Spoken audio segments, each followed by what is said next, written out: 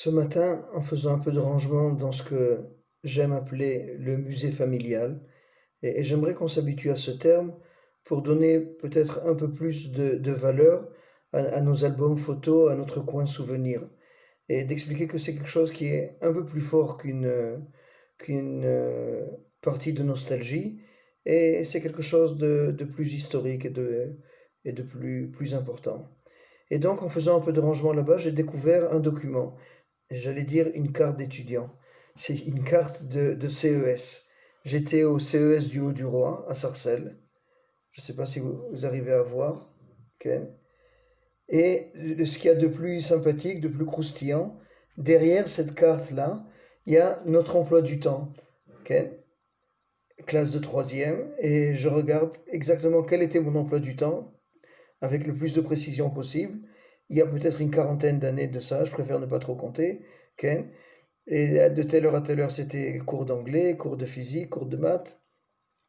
Et de fil en aiguille, en regardant ce document du CES, j'ai j'ai- j'ai- j'ai évoqué le souvenir d'un professeur qui m'a laissé une marque très très très, très forte.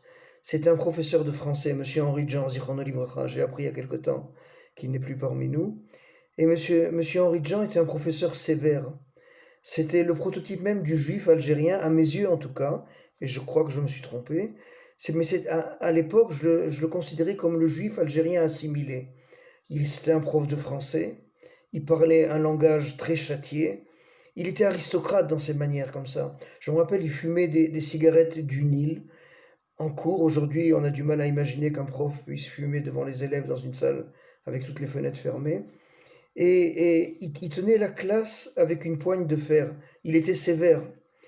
Et je me rappelle un jour, il m'a surpris en train de bâiller à son cours. Et il a pointé sur moi son index comme ça, et puis il m'a dit: Monsieur baille aux corneilles. Moi, c'est la première fois que j'entendais cette expression. J'ai regardé autour de moi, j'ai cherché les corneilles, je ne savais pas exactement qu'est-ce qu'il voulait de moi. Mais ma mâche, ça m'a mis sous pression comme ça. Et, et Monsieur Henri Jean, il avait une double vie. Pas du tout ce que vous pensez. Monsieur Henri Jean, dans la journée ou en semaine, c'était un petit prof de français dans une banlieue parisienne. Mais c'était aussi un parolier apprécié et c'était une personne qui était introduite dans le monde du show business.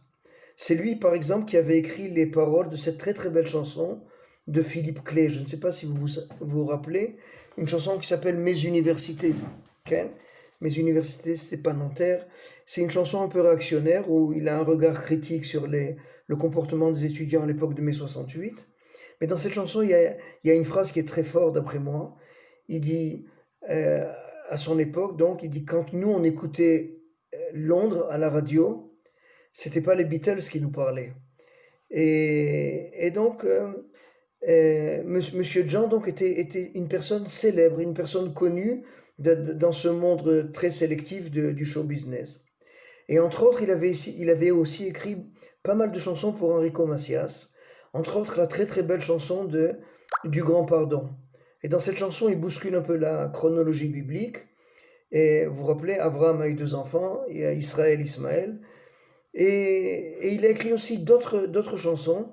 Une chanson qui s'appelait Un berger vient de tomber. C'était suite à l'assassinat du président égyptien Sadat. Et encore une fois, j'évoque cette période-là comme une période, en tout cas à travers ces chansons, je crois, qui représente d'une certaine manière un certain état d'esprit dans le judaïsme français, c'est-à-dire des gens qui assument leur judaïsme d'un côté, et d'un autre qui donne aussi beaucoup de place pour des idéaux comme la paix dans le monde. Et de ce côté-là, je crois que un des meilleurs représentants de cette position-là, c'était bien sûr Enrico Macias, et très souvent avec des textes de mon prof de français, Monsieur Henri Jean.